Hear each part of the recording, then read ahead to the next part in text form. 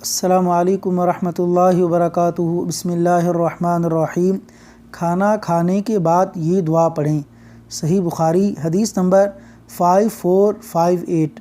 نبی اکرم صلی اللہ علیہ وسلم کا دسترخوان اٹھایا جاتا تو آپ صلی اللہ علیہ وسلم یہ دعا کرتے: الحمد للہ حمدا کثیرا طیبا مبارکا فیہ غیر مکفی ولا مودع ولا مستغنی عنہ ربنا۔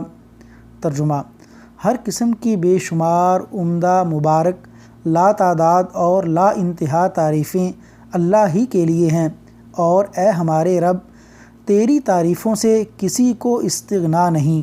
اللہ تبارک و تعالیٰ سے دعا ہے کہ اللہ تعالیٰ عمل کرنے کی توفیق عطا فرمائے۔ آمین یا رب العالمین۔